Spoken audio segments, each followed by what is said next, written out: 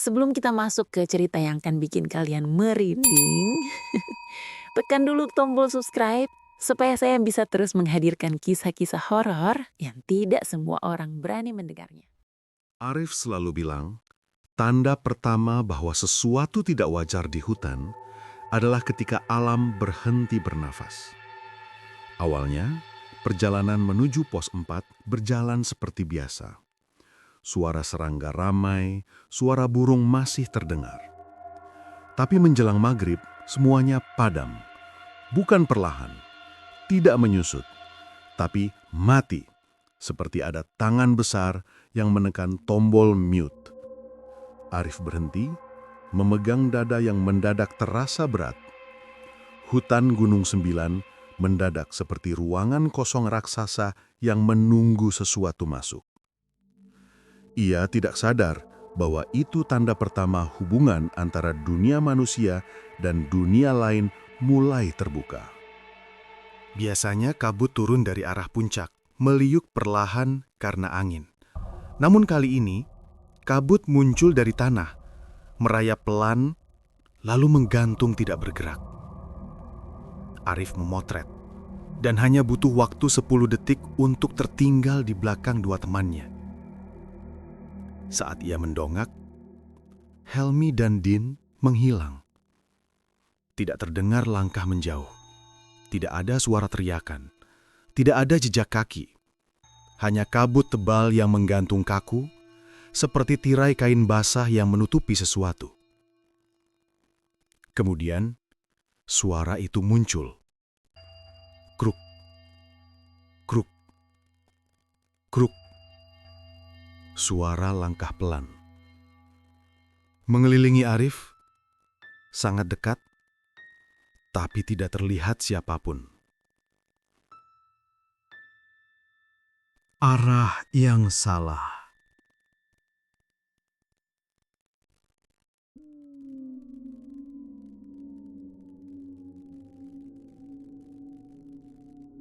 Arif memanggil, tidak ada jawaban. Ia mundur, dan saat itulah sebuah bayangan muncul di balik kabut. Seorang lelaki muda, bersih, berpakaian putih, terlalu bersih untuk seorang pendaki. Yang paling mengganggu adalah cara lelaki itu muncul. Bukan berjalan ke arah Arif, melainkan muncul begitu saja, seperti kabut membuka jalan untuknya. "Kamu tersesat," katanya dengan suara pelan yang meresap masuk ke kepala. Suara yang membuat Arif hampir lupa rasa takutnya. Jalan turun dekat. Arif mengangguk tanpa sadar. Dan mereka berjalan tanpa Arif tahu bahwa itu adalah awal ia melangkah masuk ke wilayah yang tidak pernah ada di peta manusia. Dalam perjalanan, Arif mulai sadar sesuatu yang seharusnya tidak mungkin. Lelaki putih itu berjalan di depan, tapi tidak menghasilkan suara apapun. Tidak ada dedaunan yang bergeresek, tidak ada ranting patah, tidak ada tekanan tanah dari kakinya. Dan ketika Arif melihat tanah di belakang lelaki itu, tidak ada jejak kaki. Arif menghentikan langkah secara refleks. Lelaki itu juga berhenti, tanpa menoleh, seolah bisa merasakan pikiran Arif. "Kamu aman," katanya tanpa emosi. Itulah pertama kali Arif merasakan suara itu seperti mengendalikan pikirannya.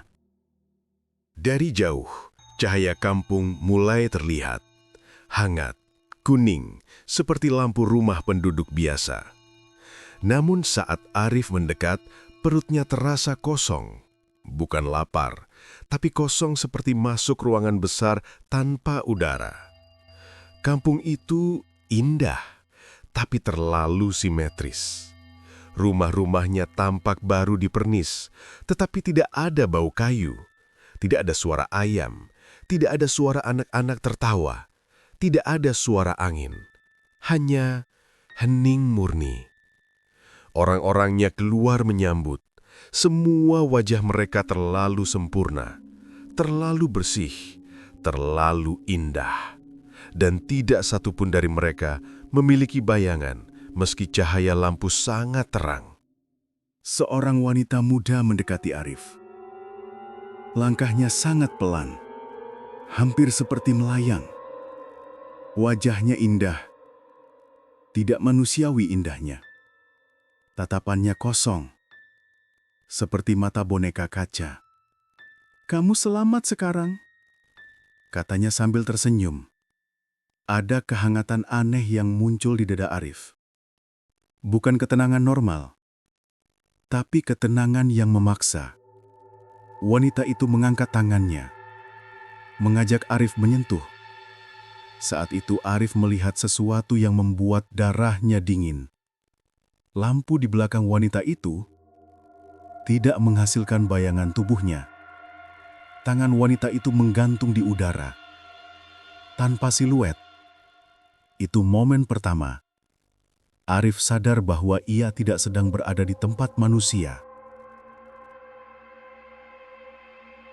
Wanita itu berkata, "Tinggallah, dunia kami menerima kamu." Suara itu tidak hanya terdengar di telinga, tetapi juga di dalam kepala. Seolah ada yang mencoba meyakinkannya dari dalam. Ketika Arif perlahan mengulurkan tangan, suara kakeknya muncul di ingatannya. "Kalau kau lihat sesuatu yang terlalu indah di hutan, itu bukan untukmu." Arif menarik tangannya cepat. Wanita itu berhenti tersenyum. Wajahnya tidak marah, tapi hilang emosinya, seperti topeng yang terkelupas. Lelaki putih muncul kembali di belakang Arif. "Kamu seharusnya sudah ikut kami," katanya. Kali ini dengan suara yang lebih dalam, seperti berasal dari bawah tanah. Arif berlari. Ia tidak tahu kemana, hanya berlari sejauh mungkin. Tanah terasa bergelombang, angin berubah jadi pusaran. Wanita itu muncul di sudut matanya, bukan berlari, tapi muncul semakin dekat setiap kali Arif berkedip. "Kamu tidak boleh kembali," katanya. Arif membaca doa apapun yang ia ingat, terbata-bata, suaranya pecah. Tiba-tiba kabut berputar seperti pusaran air. Cahaya kampung meredup, bentuk rumah-rumah berubah menjadi siluet kabur. Lelaki itu berteriak, bukan dengan bahasa manusia. Hutan bergetar, dan dalam satu kejapan mata, Arif berdiri sendirian di jalur pendakian gelap. Kampung itu hilang, orang-orang itu hilang. Yang tersisa hanyalah hutan Gunung Sembilan yang kembali bernafas perlahan.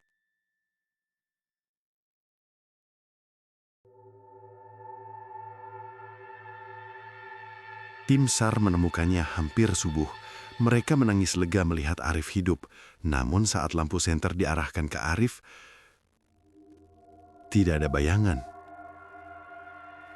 Bajunya punya bayangan, backpacknya punya bayangan, tubuhnya tidak. Semua orang terdiam.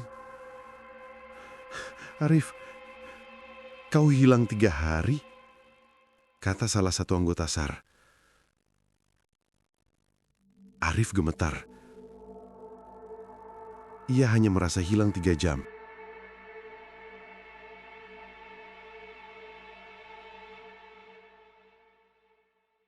Setelah kembali ke kampung bawah dan di Rukyah, bayangan Arif akhirnya muncul lagi.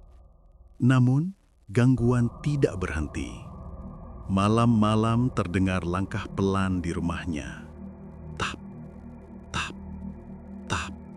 Seperti seseorang berjalan tanpa berat badan. Bau tanah lembab muncul di kamar. Tirai bergerak meski jendela tertutup. Suatu malam, Arif melihat siluet wanita di dinding ruang tamu. Rambut panjang, bentuk tubuh ramping. Saat Arif menoleh cepat, tidak ada siapa-siapa. Namun bayangan wanita itu masih tertinggal di dinding, tetap jelas, meski tidak ada wujudnya. Arif tahu satu hal. Mereka tidak suka manusia pergi setelah dipilih. Dan mereka belum selesai dengannya. Bagaimana menurut teman-teman tentang cerita ini? Silakan komen di kolom komentar. Terima kasih buat kalian semua yang sudah mendengarkan cerita ini sampai habis. Semoga kalian semua sehat selalu, panjang umur, dan bahagia selalu. Saya mohon maaf jika ada kesalahan kata. Saya pamit undur diri. Wassalamualaikum warahmatullahi wabarakatuh.